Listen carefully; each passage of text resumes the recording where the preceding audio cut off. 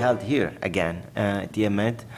And yeah, I mean, when I was asked to find a guest speaker for today's, Aula Mediterranean, I said, okay, the topical theme and an amazing speaker. So I welcome Laura and all of you. Laury, actually. Laury is an gas policy and geopolitics expert, and she's the MENA director at National Resource Governance Institute in Lebanon, though I just heard that right now she's based in Brussels. True. So commuting between Brussels and Beirut. I mean, she played a role in establishing the MENA Oil and Gas Knowledge Hub in Lebanon in 2014. Well, you can find her publications on the website of the National Resource Governance Institute. But the other thing that I really suggest you to have a look at is the Energy Espresso podcast, because I checked it myself. Yeah. It's a podcast with more of a kind of solution-oriented podcast. I mean, there are questions and answers, really concrete in Arabic, but with impeccable English subtitles. So, it was great on YouTube, free to access. So, and she's also teaching a course on geopolitics on oil and gas in the Eastern Mediterranean. So today's topic is basically, the obvious question. What is going on in East Mediterranean when it comes to energy security, etc., in the context, of course, of the war in Ukraine? And the very first question is the recent, of course, that's probably going to, when she finishes her presentation, with China right now as well. So, thank you, Laury. Thank you. And thank you for having me here. It's a pleasure to be back. So thank you again. And just a disclaimer, so everything I say, it's like my opinion, and the Natural Resource Governance Institute is innocent of whatever I am going to present. These are my own, if you want, views.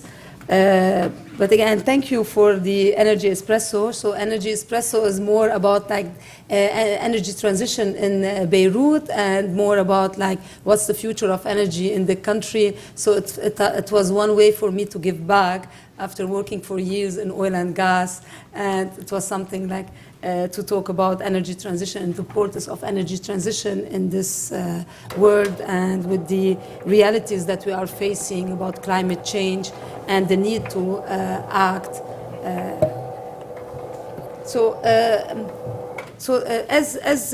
As the title of the presentation is, it's about the kind of the impact of the Russian war on the energy sector, especially oil and gas in the Eastern Mediterranean. So this is what we are going to discuss today. And so basically, are we going? It will be behind me or there? Yeah. Okay. So do you want me to move? No? Fine? Okay. Okay, so basically my presentation will be in 4 parts.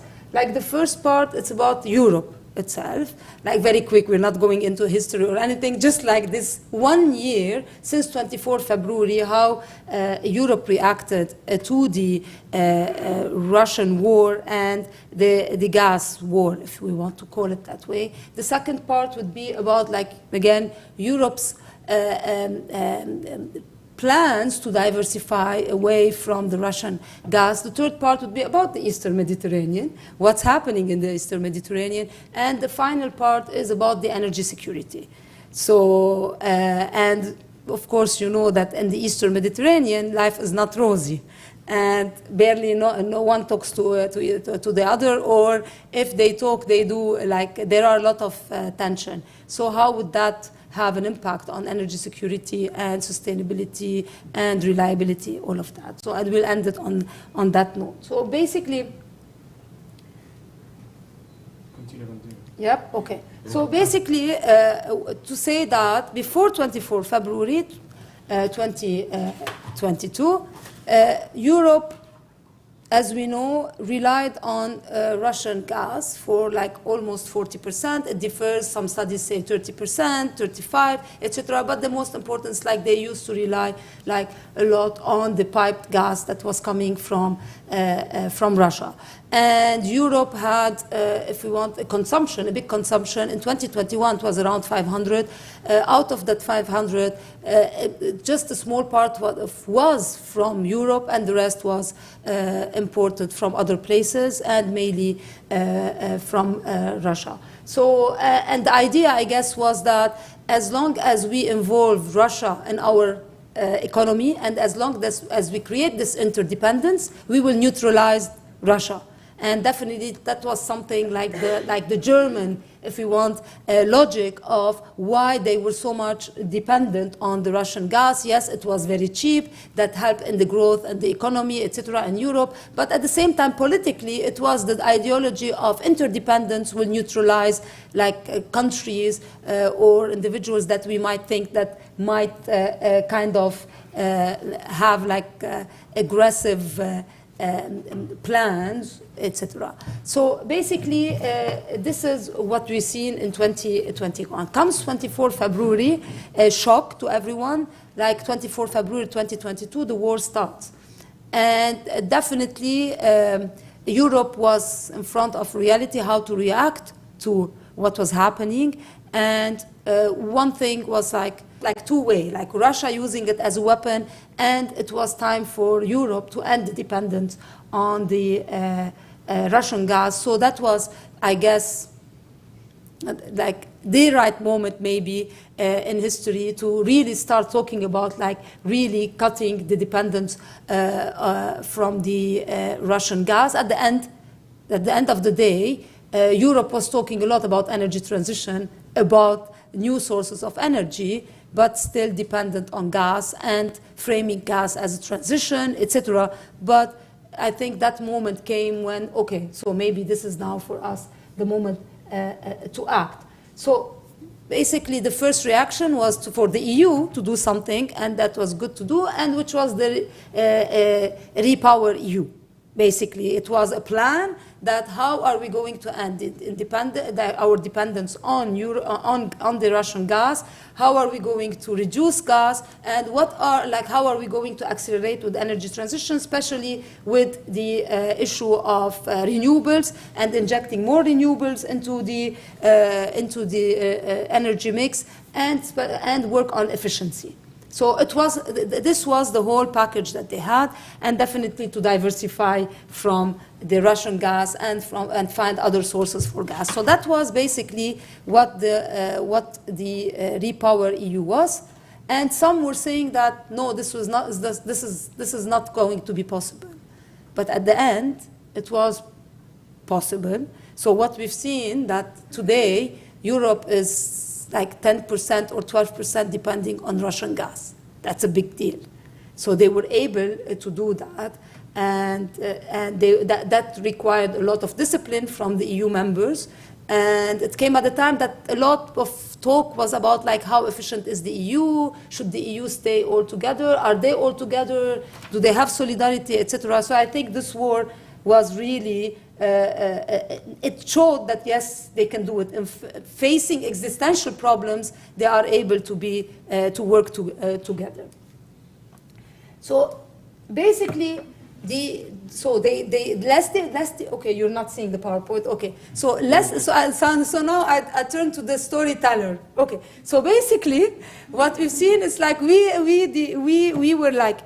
They were able to reduce their dependence on Russia, and amazingly, they reduced even their gas demand in 2022. So there is a new study by the IEA that says that the EU was able to reduce the gas demand by almost 13%. That's a big deal as well. So not only is the dependence on Russia, but even like the general consumption of gas was reduced. And they went into looking at where this reduction came from.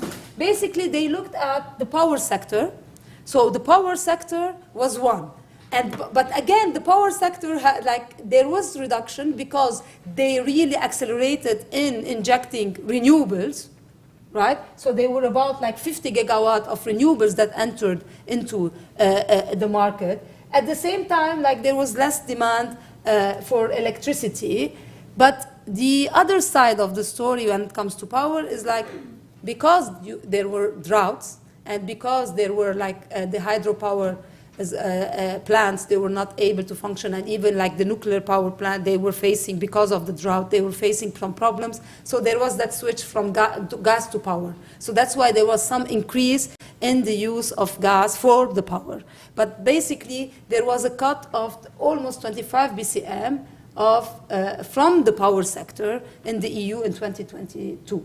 So the other cut that happened was in the building sector. Again, like that attitude of reducing 1 degree that the IEA at that time, when they had a 10-point plan, was actually effective. So I guess like the buildings, they didn't need to be super extra hot. At the same time, we had a mild winter. I was here, so I was in Brussels, so I know what a mild winter was. So, but again, like the buildings and the efficiency in the buildings, that helped, and using the heat pumps as well, which was like really forced by the EU as well as one way to be more efficient, that reduced as well dependency on gas by 28 BCM. So, and then the industry as well was able to really shift and use less of gas. So the question is like, is it permanent, or this is just one moment in history?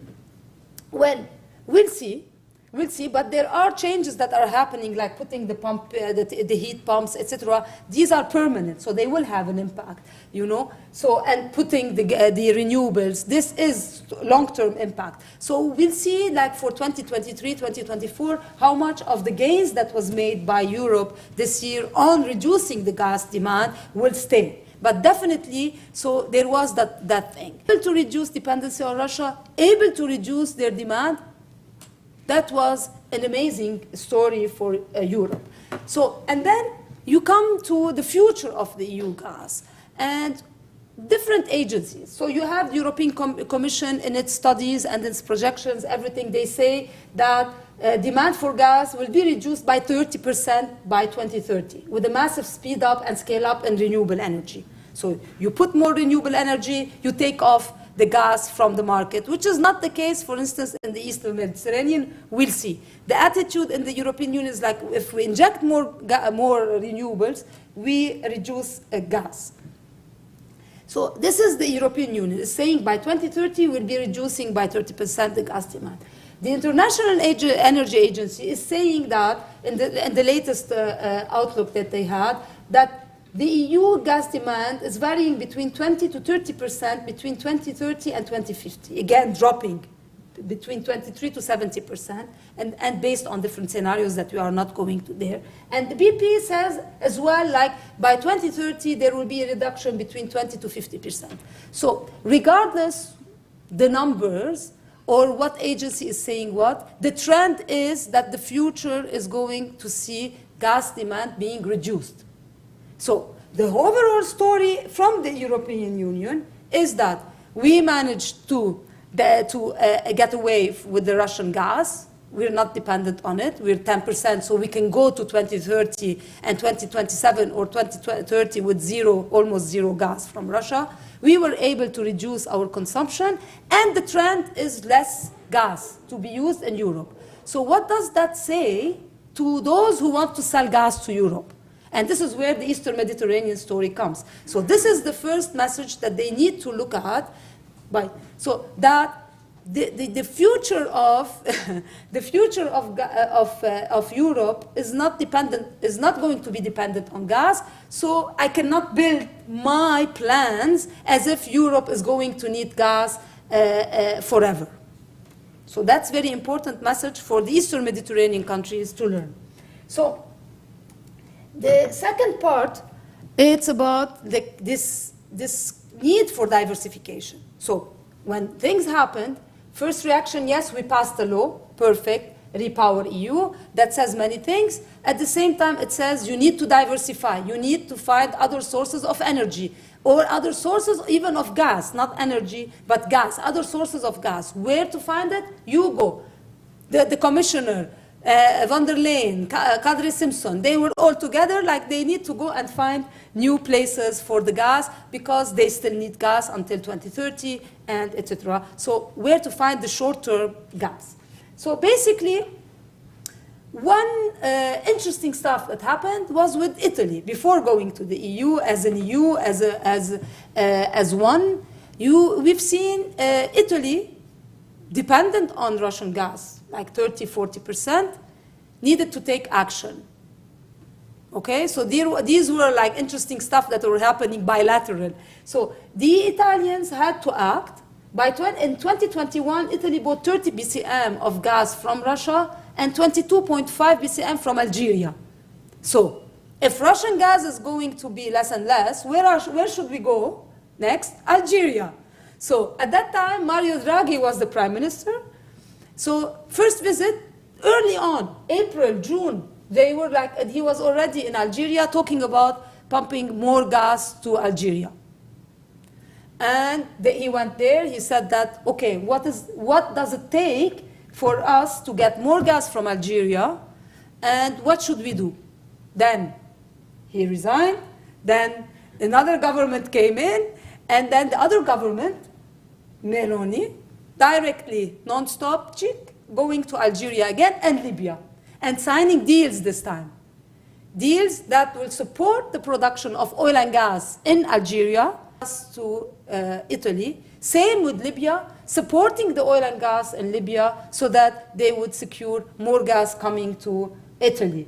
So this was the first reaction of diversification and finding. Where did they go? They go to places where already gas exists. They didn't go to a country where the country promises, like in 2040, I will have gas, because it's a short-term thing that Europe is looking for. So they went to the most reliable partner that they have, and then those who have infrastructure already set in place, and they asked for more gas to be delivered. So the countries, what they did, Italy and so basically Algeria and Libya, they said, you know what, you need to invest in this, because we don't have the capacities, and we really need the technology, and we really need to put more money into the stuff to be able to produce. So you need to support us in that. And this is what happened in the deals that were signed between Italy and Algeria, and Italy and Libya, basically any being like the arm of the government when it comes to oil and gas, definitely. So any with Sonatrach and any with the National Oil Corporation in Libya, they signed these deals to provide more gas to Europe or to Italy. So this was like how they made it. So basically there are two, if you want, pipelines from Algeria that go to Europe. One, it's to Spain, and another one via Morocco to Spain. That was completely stopped because now Algeria and Morocco don't talk to each other, so they stopped the gas.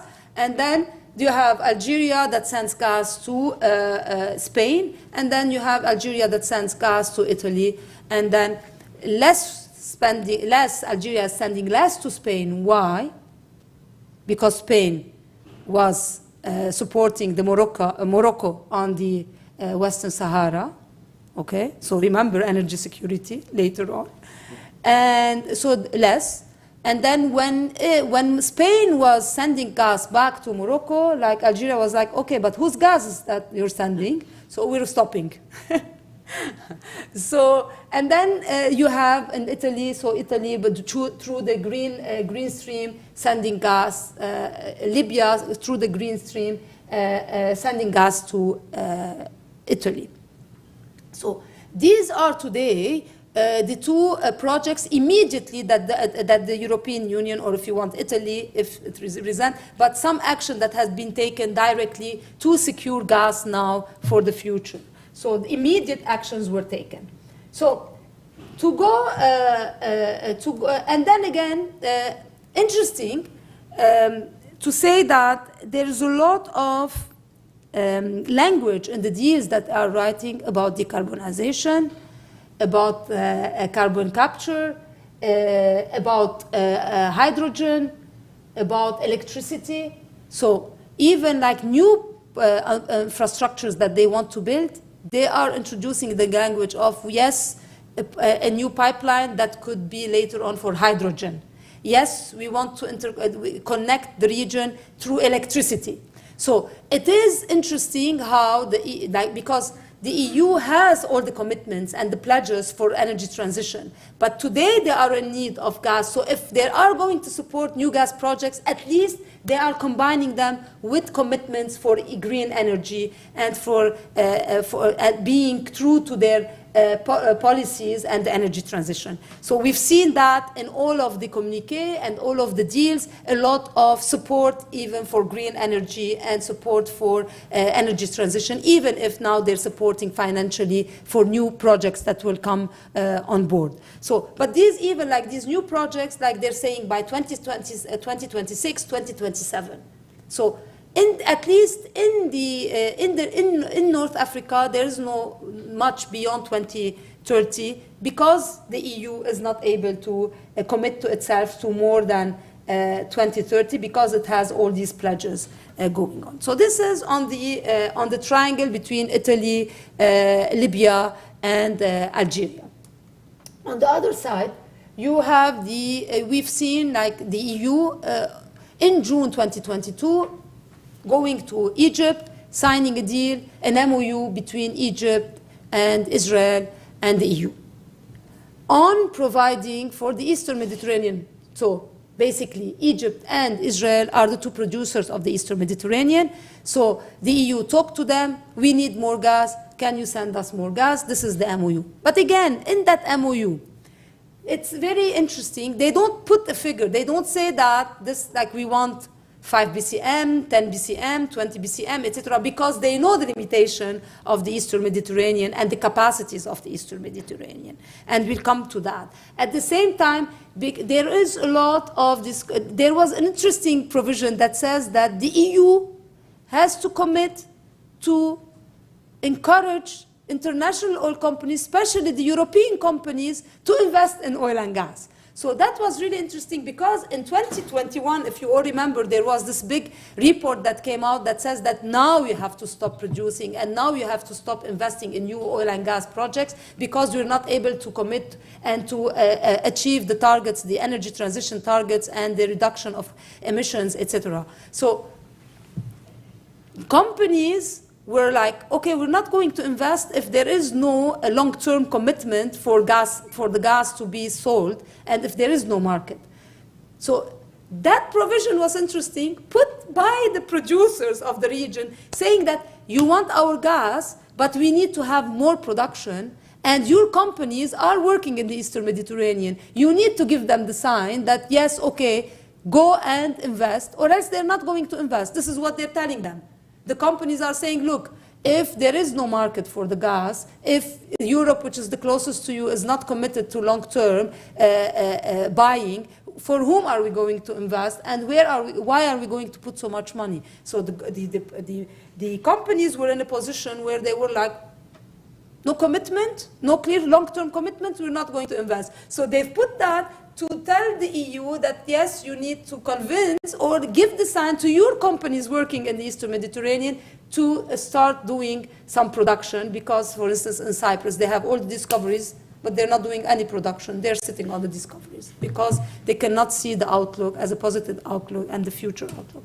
So, but at the same time, again, a lot of language about decarbonization, supporting the region to transition in energy, etc., for the EU to stay true to itself. So they were really in a difficult position where they were asking for people to put more money to produce gas so that they can get more gas, but at the same time they needed to have that language saying that no, but we are still committed for the to go through the energy transition and to kind of like really cut on these kind of energy and move on to green energy. So a deal was signed, and then we started seeing a bit of Egyptian gas like being increased and going to Europe, but not in big numbers, and we'll come back to that. The other issue that was interesting to look at, like the impact of the Russian war, it's that historical deal that happened between Lebanon and Israel, the maritime deal.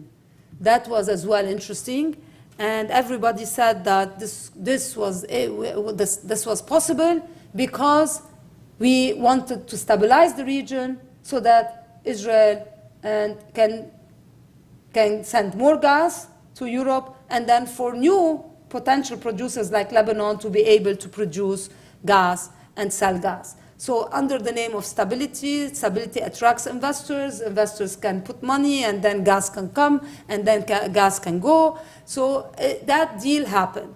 Basically, it's been like there was a maritime border dispute between Lebanon and Israel since 2011. They were not agreeing on that, and in the maritime borders, there were blocks that were assigned, and there were blocks that were supposed to be exploited. So one issue was around Block 9 in Lebanon, which part of it was in the disputed zone, and Lebanon had contracted Total and Eni, and at that time Novatek, to work in exploiting Block 9, but at a certain point there was this reluctance from the companies because it was in the disputed zone.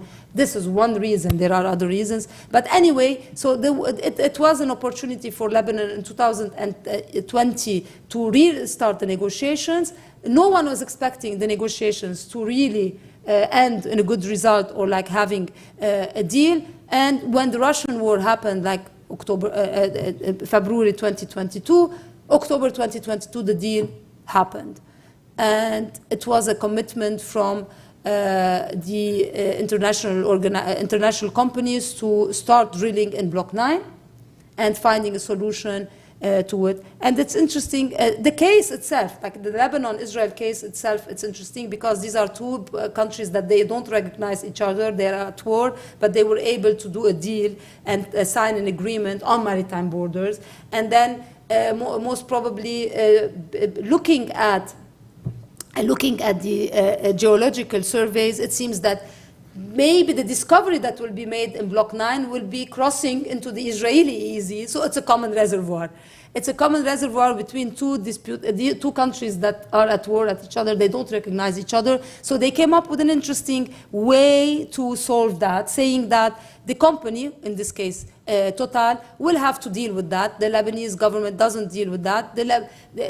Total will find a solution to compensate the Israelis, and then the development happens from the Lebanese side after Israel and the international company have come to a solution or come to an agreement about like what's the part of Israel. So they give them the money, and then they produce it from the Lebanese side as if it is produced by one side, all. So a kind of an interesting unitization agreement when two countries don't like each other. So creative formula, but again, I guess the idea behind it was that this was possible to happen because of Europe's need for gas, and they wanted to end this, and they found an incentive for everyone to find a solution for this. So again, one impact of the Russian war. And another interesting thing that happened in the region, in the Eastern Mediterranean, it's definitely Europe is interested in the Eastern Mediterranean gas, but Russia as well.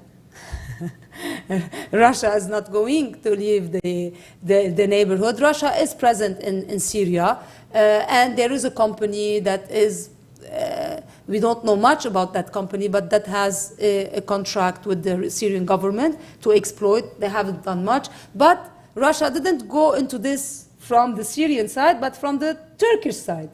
And one day, President Putin said, why not Turkey can become the hub, and the gas hub, and they can be a reliable partner to send the gas, the Russian gas to Europe. Already there are pipelines, but that again pushed the button of Mr. Erdogan that for years was fighting in the Eastern Mediterranean about who's going to be the hub and the transit hub for the Eastern Mediterranean. Is it Turkey or Egypt? So like So he played on that kind of Putin, saying that it is going, we can really increase the gas from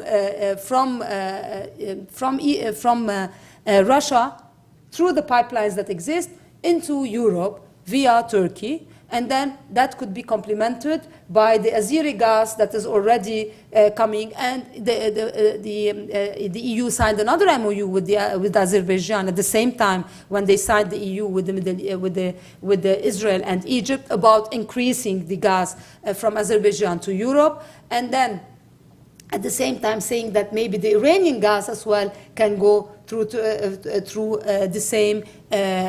through Turkey to Europe, and even maybe the Kurdish gas, because there is potential of Kurdish gas from Iraq that is not exploited to the full. So then Turkey could become that hub to provide Europe with gas. So imagine Europe ending a dependency on Russia and now thinking of becoming dependent on Turkey. But that is what Mr. Putin had put on the table, saying that, yeah, we can do that, so let's have a deal and let's discuss about the potential of that. And Mr. Erdogan thought about it, right? So we will see if that is going to happen or not. But these are the political dynamics that have happened there. But mainly, the important stuff is the potential of the Eastern Mediterranean to be a reliable partner to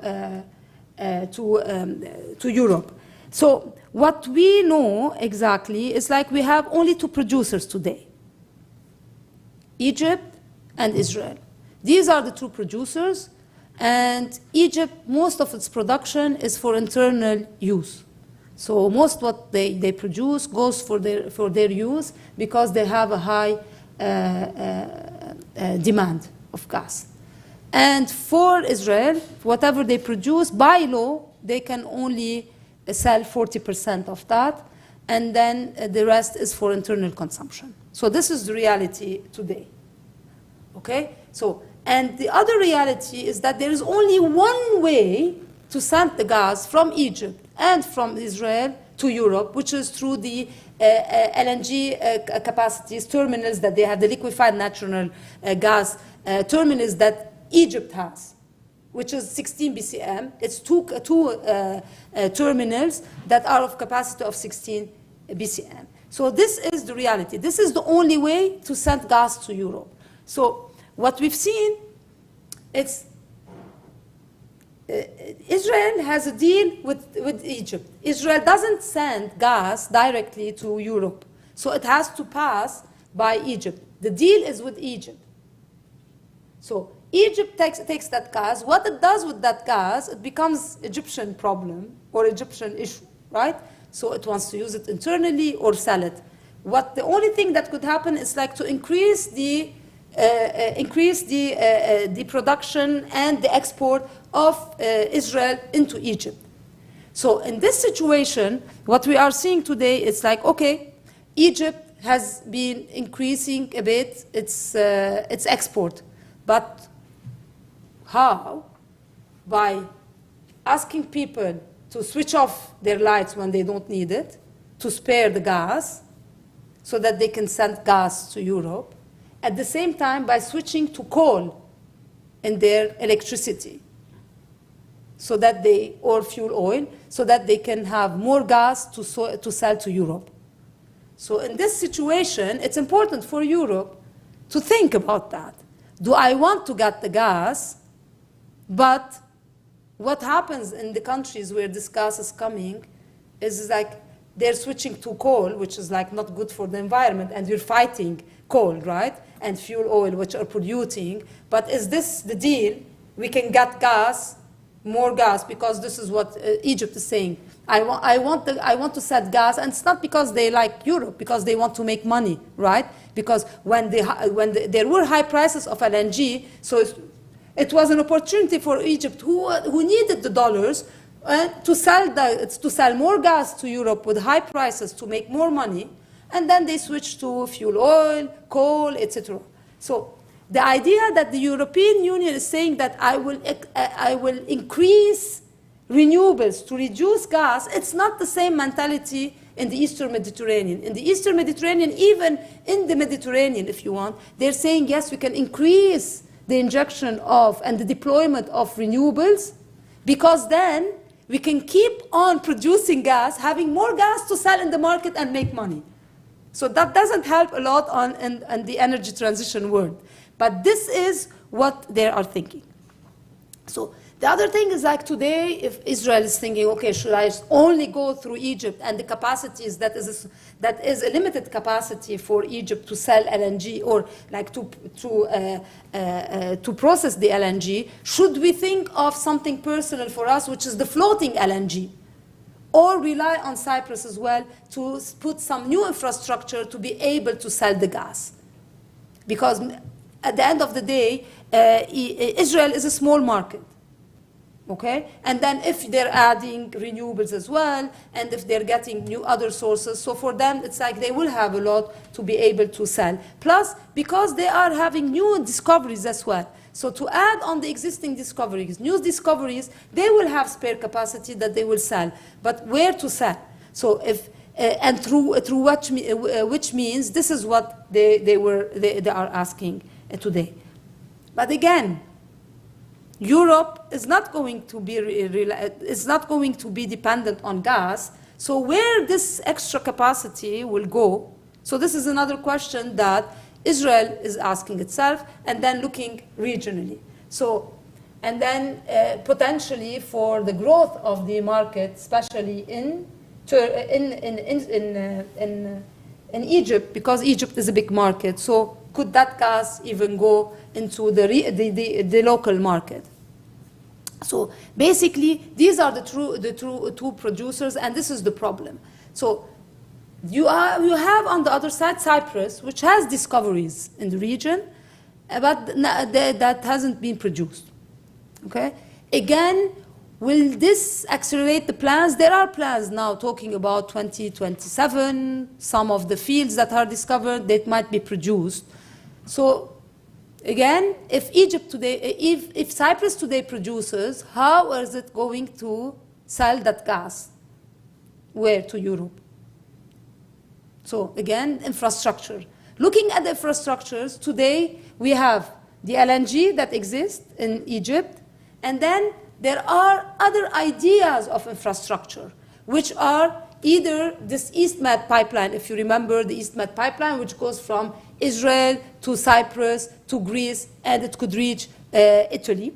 That project that has been for years very controversial, saying that it costs around $7 billion, saying that it's economically not feasible, technically not feasible. But lately, in 2022, there was another study saying that, no, this is this is what we need, and this is a perfect pipeline that we want. Again, under the pressure of we need gas, and if this pipeline could help us like to get the gas to Europe, why not? So then they are talking about it. But then they say, but we can use it for hydrogen as well. So then if we say we use it for hydrogen, it becomes okay. Because this is not an infrastructure that we're putting for oil and gas when we are saying we don't want oil and gas anymore, and we should stop relying on oil and gas. So these projects of infrastructure. The other project is possibly a pipeline, and this is the most, doesn't cost as much as the others. It's through Turkey.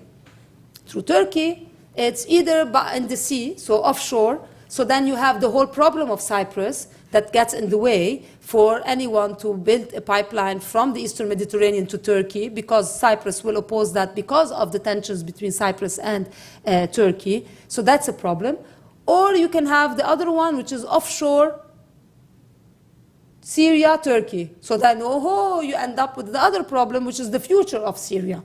And what are we going to do? And the future of Syria, and Syria, who's the friend, the future friend of Syria? So then you end up with this difficulty as well. So infrastructure-wise, it is complicated, politically complicated. More than technically, because all these options beyond the LNG that you already have, they have problems. The floating LNG that Israel is thinking about, it needs like to have gas coming. So one idea that is being floated is like, if Lebanon discovers gas as well, and Cyprus produces, so a floating LNG between these three countries, is it commercial? So then Lebanon doesn't talk to Israel, doesn't want to hook its infrastructure to Israel. So again, politics come in to obstruct some of the commercial ideas that could be like interesting, to commercialize the gas and to be able to send the gas outside the region. So this is the reality today that we have. And this is where we come on the third point that we talk about this, on the last point, which is about energy security. So basically, so that we can have a discussion. So basically, there is a lot of political tension in the region. Okay, so we have Lebanon-Israel conflict. You have the Cyprus, within Cyprus itself, Greek and Turks. You have Cyprus, Turkey. You have Greece, Turkey. You have Israel, Turkey. You have, now it's getting better. Then you have Egypt, Turkey, right? So, and then other countries with Israel. So it is a region that is really complicated. And this lack of cooperation has impact on the decisions that are being taken. Add to it that already the discoveries are made by many international oil companies. It's not that one company has had all the discoveries. It's like in each country you have bits and pieces of companies having the part of the puzzle. If you put all the puzzle together, then the Eastern Mediterranean is very interesting. Today we are at 86 TCF, between like the discoveries in Cyprus and what is being produced in Egypt and Israel. But you might go to up to 200, they're saying, like some of the studies, 200 TCF. So there is potential, but it's all fragmented between countries, fragmented between international companies, and on that, fragmented by history, because they all have grievance and they're all looking into the past and they take decisions for the future based on the past. And now, with the government that is in Israel, going way back to 2000, more than I don't know how many years in history. So it is complicating the scene a lot. This is Eastern Mediterranean. You go to the West Mediterranean, again, Morocco, Algeria. It's not easy, Morocco, Algeria. They've cut this, the diplomatic relations, and for Morocco, everything, they see it through the Western Sahara. You're a friend or an enemy according to that point, right? So, and Algeria takes decision based on that. Morocco takes decision based on that. Libya is not stable. Libya has all its problems. There is no solution that is really clear solution. So at the end of the day, the whole region has political problems that might have an impact on the on being reliable and being able to send gas to Europe. So many problems facing this idea of, is the Mediterranean the reliable source for Europe, and is it wise, like, for Europe to put many of its eggs in the basket of the Eastern Mediterranean or West Mediterranean countries for its gas? It's a one-off solutions, but knowing that there are a lot of complexities that the European Union has to deal with maybe at some point, or manage expectations about how much this region could be able to be a reliable partner to Europe when it comes to gas. So technical problems, commercial problems, political problems. So there are problems that need to be taken serious and to be aware of, to be able to really manage expectations and manage the plans and the future plans. So basically, if I want to sum it up, to open the floor for questions, Europe needs gas now. Short term, Israel and Egypt are ready to provide.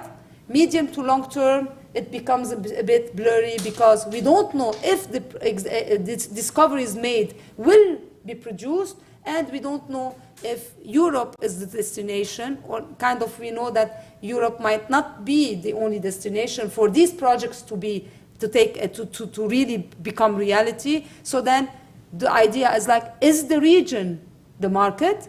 If the region is the market, if you have a big market, which is Turkey, you have a big market, which is Egypt, and the rest are small markets. Jordan small, Egypt small, Jordan small, Lebanon small, Israel small, Palestine small. This is the neighborhood. So where this gas needs to go, this is a big question, and this is what the companies are thinking. So whatever governments think, the most important is for companies. Are the companies convinced that they should put more investment in the oil and gas, or gas of the Mediterranean? To be seen a lot on papers, but until they say yes and they start drilling, nothing is happening. So on that note, I'll end it there, and if there are any questions. Thank you.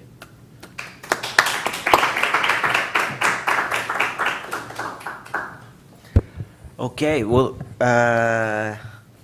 the proverbial cliche. The first question, I would like to jump in, not only to break the ice, because, it will be an ignorant, because from what I understand as an outsider but interested person, is that the issue is not, as we would have thought reading the newspapers, lack of gas, but there is actually enough supply and potential supply, but there are lots of diplomatic problems, political problems, etc., which is, something that I learned today in many ways. Now, the ignorant question comes at the tail of it. How is it possible that they can be made so much discoveries, new discoveries? I mean, because, we do know the reserves when it comes to oil, etc., etc. How is it possible that, did this exist before and it was untapped? And there's now new interest from the companies to drill and find it? Or is it, how, because, it's interesting that, in fact, there is a lot of potential for supply. The demand is another question, obviously. So can you explain to a layperson who is ignorant that how is it possible that there's so much potential in all of these countries that you're talking about now? From Egypt to Lebanon to all of these things. Egypt is the biggest producer by far in the Eastern Mediterranean. Mm-hmm. We're not talking Algeria produces more than 100 BCM. Again, more than half goes to export, and but they have a growing demand for internal demand. So the internal demand is to be taken seriously. For Egypt, so Egypt is the biggest producer in the Eastern Mediterranean among Israel and Egypt, because these are the two producers. So, but the problem again in Egypt is they need to have more production, more discoveries, the size of Zohr. So Zohr was one of the biggest in the region that was found in 2016, I guess, or 15 or 16. 30 BCM. 30 was the biggest in the region, because you had other discoveries. You had before that Leviathan, which was around 19 to 20 BCM.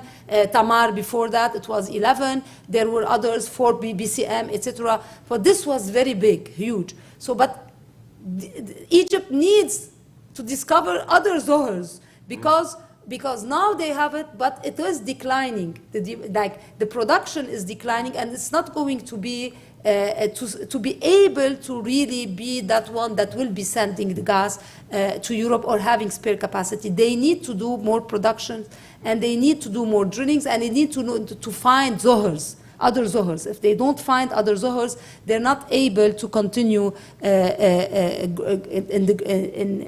in the way they are today. So that's why there are some studies saying that there will be a decline in the production of Egypt. And then but the demand as well internally is growing. So this is one issue of continuously needing to invest to find that big gas. And this is what Egypt is doing for a couple of years now, very actively launching bids. And companies are coming. At the end of the day, in the Eastern Mediterranean, the reality is that we have the biggest companies in the region. You have Chevron, You have ExxonMobil. These are like the two giants in the U.S. Then you have Eni, the other European giant. You have Total Energy, the other giant. You have Rosneft, which is like the Russian company. You have other companies. So you have big companies that are there in the region looking for gas. They're finding gas. For instance, in Cyprus, they've been looking for gas. Now they have discoveries. But all the discoveries, it's not like big discoveries, but altogether, they are like some, even like now maybe the discoveries are around, I don't know, 15 or 20 BCM, but there are even studies saying that they could come up to even 30 BCM for Cyprus. And Cyprus is tiny, like their demand is not that much. So all of that could be for export, you know. Same for Israel.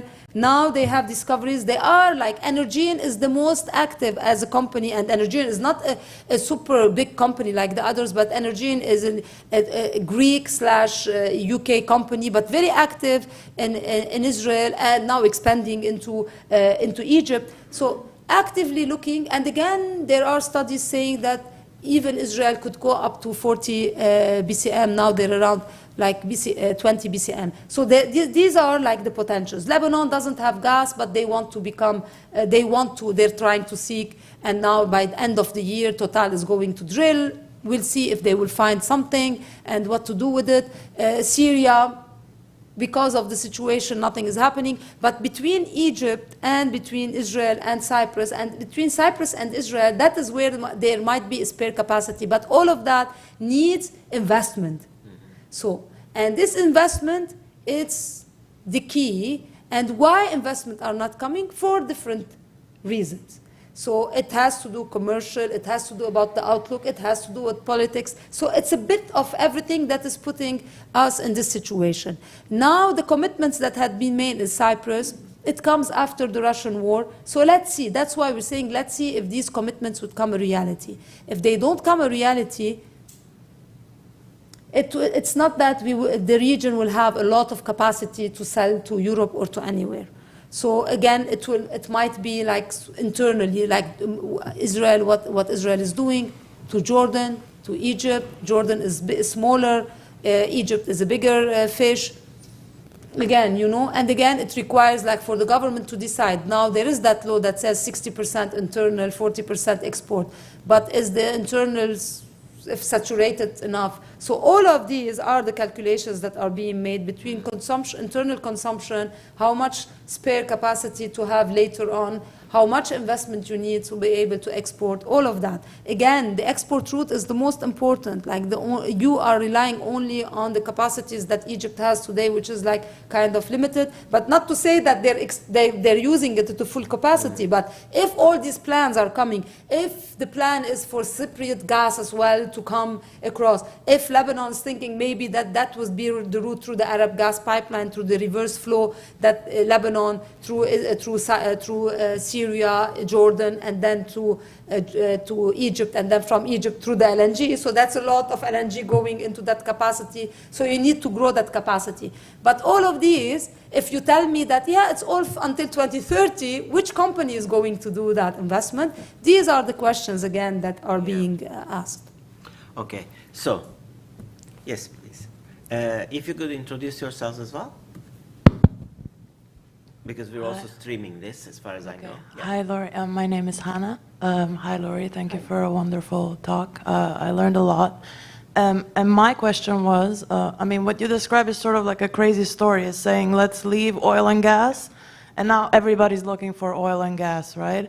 So I was wondering what this means for renewables, and what this means for the attention on renewables in the region. Perhaps did that change from before the war to now, or is there an attention on that? And you mentioned the really worrying the switching in Egypt back to coal. Has the EU made a statement on that, or I mean, I feel like there should be some accountability if that was to happen, or what do you think about it? And thank you again. Thank you. So should I answer? Mm-hmm. Yeah. Okay, so the problem of switching back to coal for power, we've seen it like even in Europe, right? We've seen that switch because when gas became very expensive, that was the switch that happened. Kind of a prevention so that the customer and the citizen doesn't get much hurt because of the high prices. So we've seen that happening. But again, in the way it is happening in the region, it was like to have that spare capacity to sell it and make money out of it. So the switching, maybe in Europe it was, I switch because I don't want the customer to pay much and to take the burden because it's becoming too much for you to pay for your heating or gas when the gas was really expensive last year. That it's not the same logic. The logic was like I switch, I keep that spare, send it, make money, and put it in my economy that needs it because I have a difficulty in the economy. So again, they see it as one way of bringing more dollars into the economy. So this is one way. Definitely there are commitments for renewables in the region, and it's happening. But at the same time, it's happening, as I said, yes, we put more renewables, but we keep the same speed on gas and even more so that we can sell it. We don't use it internally because the burden is internally because the consumption is high. And in different countries for different regions and for different reasons. In some places because they don't care. It's not about efficiency or like, yeah, I should consume less. Like it needed a war in Europe so that they come aware that they need to switch off the I don't know what and reduce the heating in the houses, etc. So it is difficult in our region where these things are taken for granted that, yes, the government role is to give me cheap electricity. The government is subsidizing, really. So, but this is part of the social contract, so, you know. And that's why the idea is like, people are used to, yeah, I keep like the heating, the AC on. I need it, it's hot. What can I do? So, I can keep the lights on. All of that was like because electricity was cheap. So, and the consumption is getting high. So now the governments are really realizing the burden of that.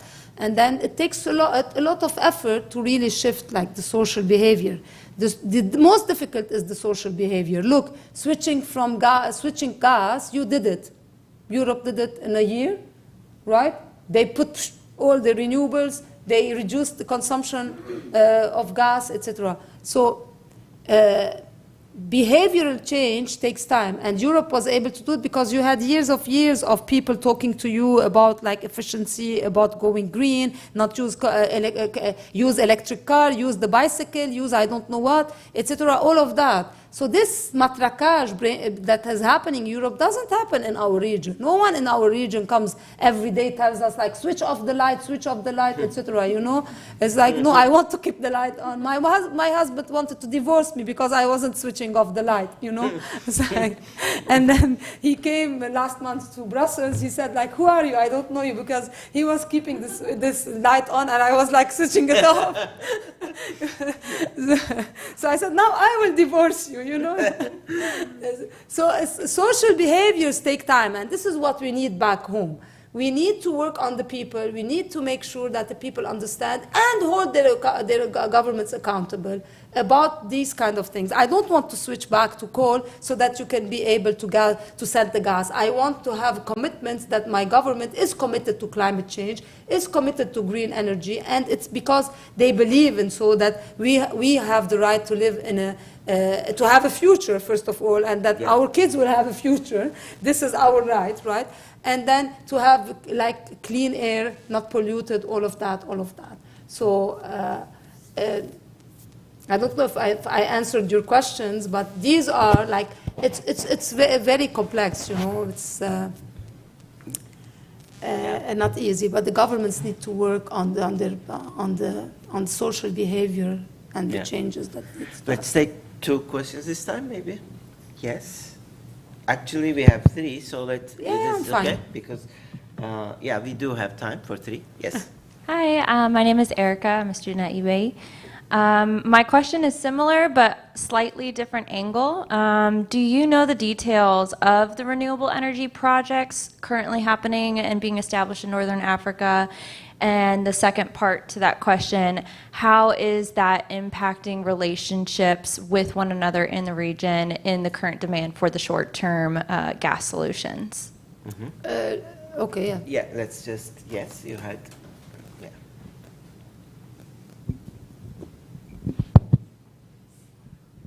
And then yes. Okay. Hello, my name is Martin Fleskam. I'm assistant professor at eBay. And I have one question about the prices of these gas, because there's, of course, considerable difference in production prices. I mean, oil, for example, oil from Saudi Arabia is only 1/3 or even 1/7 the price of Russian oil, so the production cost. So to what extent do the production costs, or would the production cost of gas from the East Mediterranean compare to production costs of other places? Because I know that plays, at least in the case of oil, quite a difference. That Saudi Arabia says, well, they can make a lot of renewable energy transition. They will still need oil for a long time. We will be the last man standing, basically. So, yeah. And I mean, LNG is always more expensive than pipelines. Yeah. Hi, my name is Alida. I'm also a student at eBay. Thank you for that really insightful talk. I'd be very curious to hear more about your opinion. You said like Europe is putting all its eggs in one basket, and especially looking at Morocco and the Western Sahara issue. I know that in Germany, for example, the German government is really pushing for green hydrogen in cooperation with Morocco. And we've seen in the last year, I believe, or the year before, that Morocco really used that as a diplomatic pressure tool, like putting the plans on hold until the German government kind of caved in on, not really caved in, but like still was going more in line with what Morocco wanted towards Western Sahara. And then thinking of that in the long term, Europe kind of, aligning with governments that are not Russia, but that also have their own agenda and might not be the stable partner that Europe is really hoping for. Thank you. Yeah. Please. So there are different renewable projects happening, and definitely even this hydrogen issue is a big hype in the region. And even in the Repower EU, it says that one corridor for that green hydrogen is North Africa. So there is a new kind of dependence between Europe and the region is being built around this green energy. So that kind of thing as well. And Europe is talking a lot about hydrogen, and the region is like every country has almost now a strategy or about to write a strategy about green hydrogen. So green hydrogen requires a lot of renewables as well. So let's see if all these projects will become reality. At least it is very important for our region to make sure that whatever project now it's coming and whatever project that Europe needs and pushing for, it's not going to be harmful to the people of the region. That's very important. If there are lessons to be learned from oil and gas, this is one lesson. It shouldn't become something as a burden on the people of the region because someone else outside the region needs their goods or services or commodities or whatever. So, and this is very important. So this is just transition, right? When we talk about just transition. So it is important for Europe to look at that. And not be fixated about like, yeah, we need the green energy, green hydrogen, wherever it comes, without looking into that. And and at the same time, it's important for the people of the region to be aware of that and to really hold their government accountable and to really be able to be informed and to have a dialogue between the citizens and the governments of the region. If this is going to happen, at least for the governments of the region to understand, like there is no stability, right? What have we seen since 2011?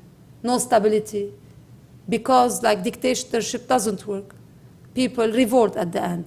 So again, don't work against the will of the people. So dialogue is the only way. So they should set up these strategic dialogue about the green transition, about whatever new sources are coming, even the renewable projects. Like our people How do they see this the renewable project, especially for the people living in the communities living in these areas, you know? Like, how do they see this? Like, they think they will benefit, how they're going to benefit. So this is something that the government should look for, you know? When the EU is saying that we want to do everything to accelerate the procedures, etc., what are they like in the European Union? They're saying that we will, to accelerate energy transition and the renewable deployment, we need to accelerate in the bureaucracy, which is what, like, the licensing. Why the licensing? Because in the licensing process, there is the consultation with the people. So what to do? Consultation is important because you need the buy-in of the people who are there, or else every day I will go and break the mirrors of the solar panel. Go fix it. Then what do?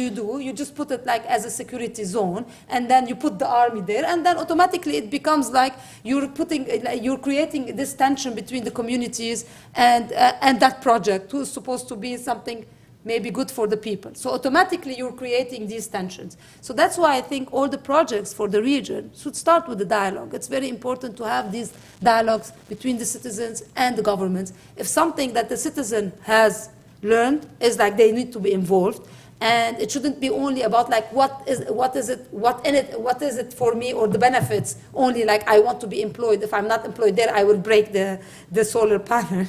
Like how to grow the economy. But that requires like the government to have a vision of what they want to do for the country, etc. So it's a bigger issue, not only about the energy transition, but bigger about the future of the economy of the countries. So it's very important to have these discussions happening so that we don't end up, because of the energy transition, to another cycle of tension in the region. And Europe needs to be careful as well, like not to be completely looking to the other side and not caring about what's happening. Very complex, but this is when you are, like, this is the interdependence, I guess, and when countries and regions want to be connected. There's a lot of talk going into connecting the region through electricity, to interconnectors, and with Europe. So you have these interconnections between Africa and Europe, which is through Egypt, and then you have the Asia, Europe through Cyprus and Israel, etc., linking all electricity, so selling electricity to each other, even the region, our region, and linking it electricity. So there is a lot of connectivity on paper, just to see like what will happen. So, and the word here is electricity. Let's trade electricity. So a lot to be seen yet. We're going to wait. Competitive prices are competitive. It was crazy last year with LNG. So, like Egypt could sell it. Definitely, according to plans, like the cheapest, it looks like if there is a pipeline through Turkey, that could be the cheapest. But again, that comes with a high cost in politics. And it requires solving a lot of the problems, starting with the Cypriot problem. So how much Turkey and the new Cypriot government, maybe later the new Turkish government, Greece, are ready to solve the problem. Big question. This has been for years and years unsolved. So again, like, it's interesting because our region is taking decisions for the present and the future based on the past. And I don't know if we will be able, like, to see eye to eye for the future of the region and with Europe, because Europe as well is looking like to the future, is not looking to the past. We are looking to the past. So I don't know if this is going to work. Just before the third answer, I mean, but what if... I answered. Oh, you right? did? Okay. No, I mean, but what if... I combined the... Yeah, okay. But if Turkey somehow works out, but it's still going to be Russian gas, how will they sell it to Europe? No, that is another pipeline. But the other pipeline that is being talked about, and that was something that in 2015-16, Israel was contemplating to build a pipeline from Israel to Turkey and via Turkey to Europe. There is like It's Turkey. not only Russia. Okay. No, so Turkey is well connected internally. You know, they have the infrastructure because Yeah. they do get gas from outside for transit. So for transit, they have many lines for transit, and then they have the internal.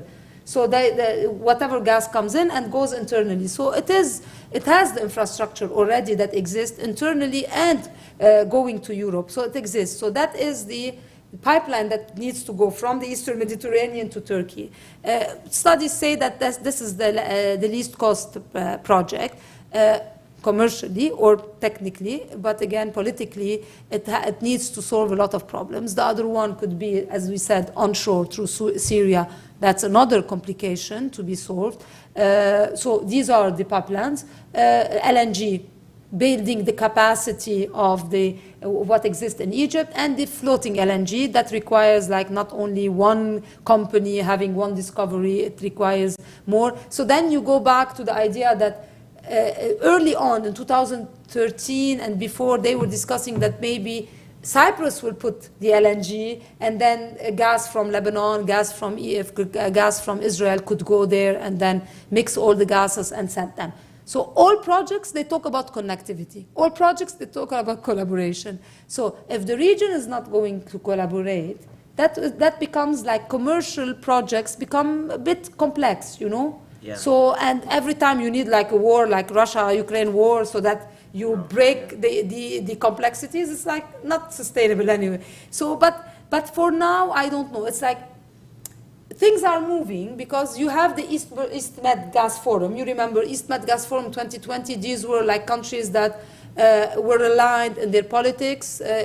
Turkey was not part of that. Turkey felt that that was something against it, that they were putting this East Med Gas Forum, which was Egypt, Jordan, Palestine, Israel, France, Italy, Greece, and Cyprus. They come together to form the East Med Forum.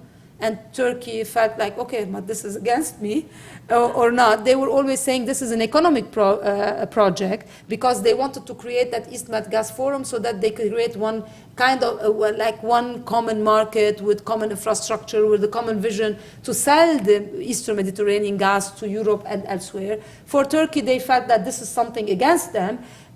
So then they went to the other way, like, you know, going to Libya and signing a deal with Libya to counter the projects of the EMGF, to counter the project of the East Med pipeline. So there were these tensions that had implications on how the projects were taking off, or what were the decisions taken between these countries. So when countries take these political decisions, then they have implications on the companies. So the companies find themselves like in a difficult position, you know. If this is the political alignment, and maybe the economic alignment, economic value is not as same as the political alignment, so then there is a mismatch, then they end up saying that, yeah, we have discoveries, but there is no outlook for it, so we're sitting on that.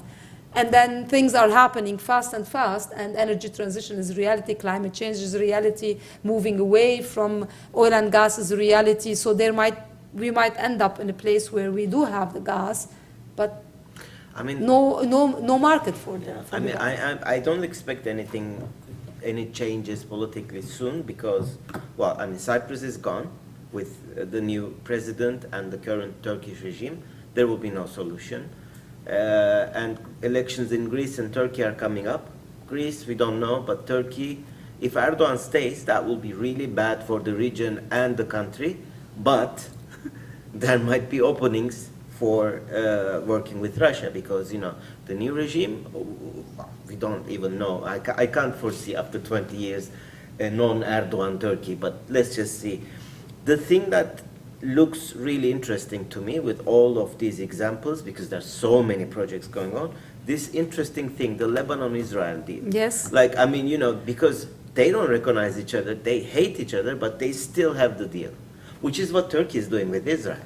I mean, if you ask, Erdogan is not even deep down, it's overtly anti-Semitic, but when it comes to, you know, arms, he's working with Israel, no problem at all. So maybe that kind of deals might increase in the future, because political issues are not going to be resolved. Not easily, at least. Yes, look, there are, I think there is a study recently on with the GCSP, which is in Geneva. I don't know if you get their emails. So there is a new study that was about Lebanon, Israel, and what is the recipe for success. It talks about the Lebanon-Israel incentives in getting to a deal, and if this could be replicated in other places. Where in the other places? So like in other places in the region. Mm-hmm. So Lebanon, Israel, they were very practical in the solution. So the line, if you want to take it like from if you want to take it from a technical point of view, or how to implement the UNCLOS, which governs like how to do the maritime borders, that line, the border that they come up to, is a random line. It doesn't follow any of the methodologies recognized on drawing it, because it was a political line. So based on that, can you duplicate that? So can Turkey and Greece decide that, you know what, we'll do a political line? Yeah. And we don't want to stick to the readings that we have, like Turkish reading of the maritime borders, Greece's reading of the maritime borders, which are like really dividing them, because they're not seeing eye to eye. Turkey has a different idea of how this delimitation should happen and the role of islands.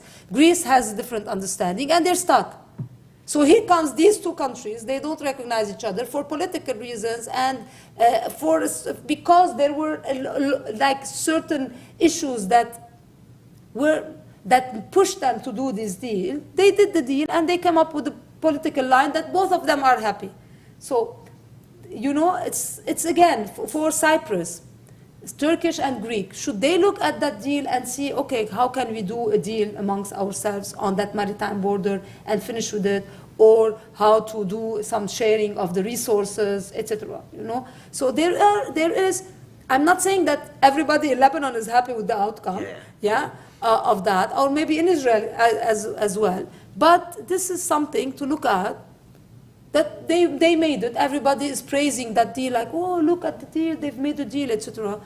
That deal is based on pure politics. So do you want to stick to rules and laws, or do you want to find a solution that might open doors and opportunities? Yeah. Because Lebanon's position was that I don't care where the line is, or the border is, or what methodology I use. I want to exploit my oil and gas. If this deal will allow me to do it, I will do it.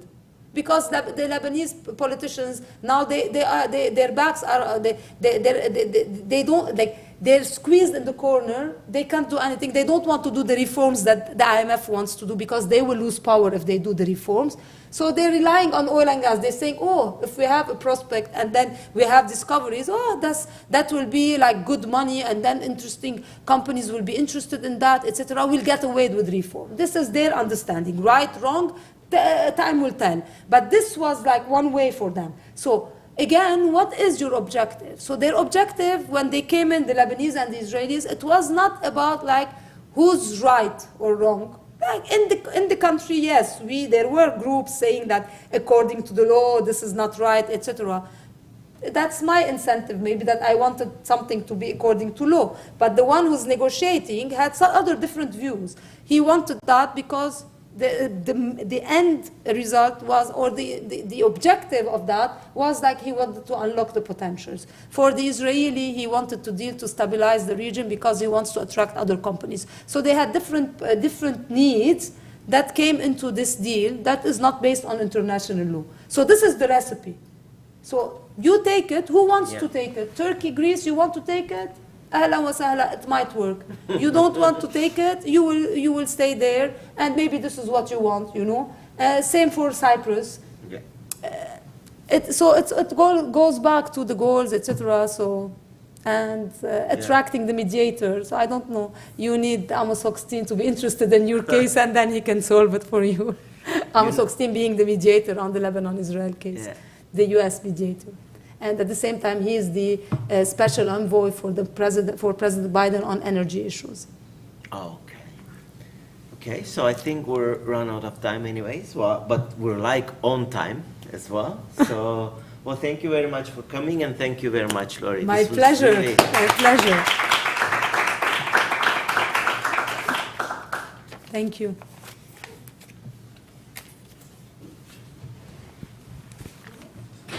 Wow, I mean, I knew that they reduced the dependency, but 30% in